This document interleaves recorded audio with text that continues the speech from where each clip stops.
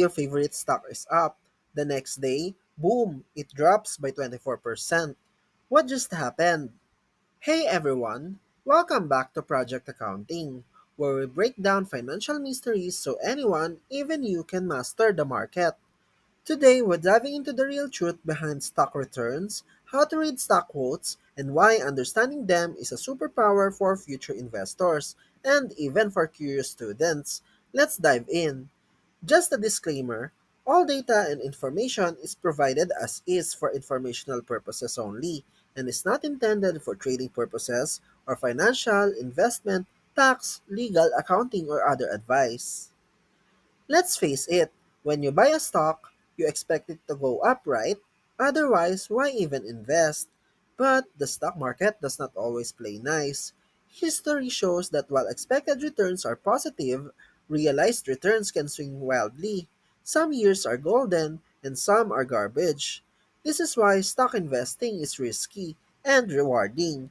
It is like dating. You have high hopes, but sometimes reality slaps you in the face. Back then, your stock information came from the business section of a newspaper. Imagine waiting a whole day to know if you lost money. Tragic. Now, you've got apps like Yahoo Finance, COL Financial, Investagrams, giving you real-time stock quotes. No more guesswork. In today's world, everyone has access to stock data, but not everyone knows how to read it. That's where smart investors stand out. Even in the Philippines, you can use platforms like PSE Edge to check stocks like Jollibee or Ayala Corp. Reading stock quotes help you avoid hype, understand risk, and make better choices. Don't just follow the crowd. Read the fine print.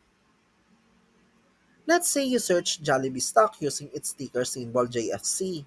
Boom! You'll see a line chart, maybe with some numbers on the side. That is your beginner-friendly chart. Here's what's on it. The line is the stock price movement. Sometimes there is green or red lines. It shows if the price went up or down.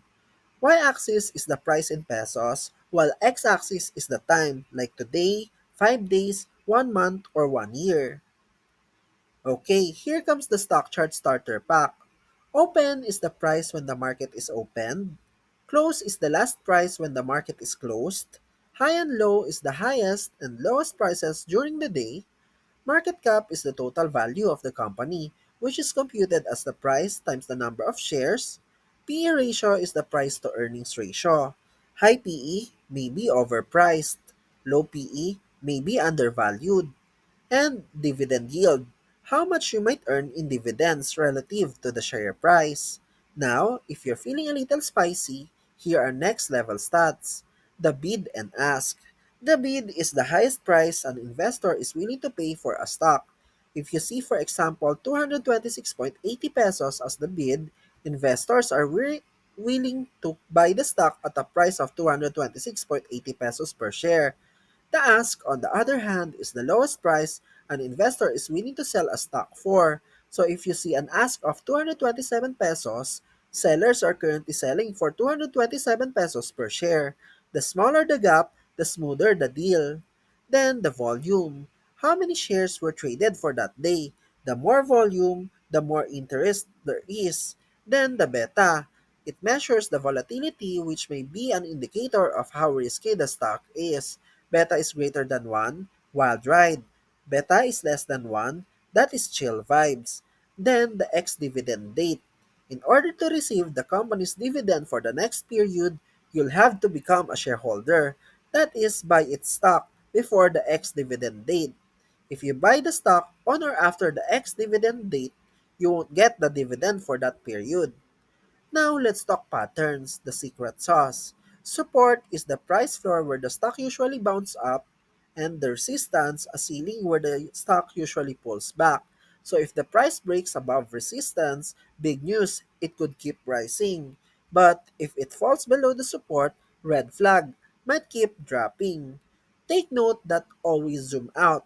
A stock might look like it's crashing, but it's just having a bad hair day.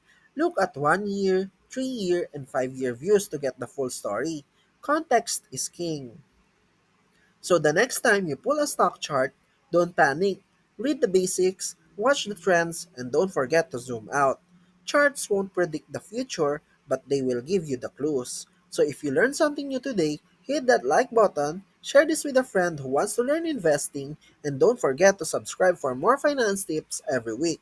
Comment below, what stock are you watching? This is Project Accounting reminding you investing is not just about buying low and selling high. It is about understanding what you're buying in the first place. See you in the next video.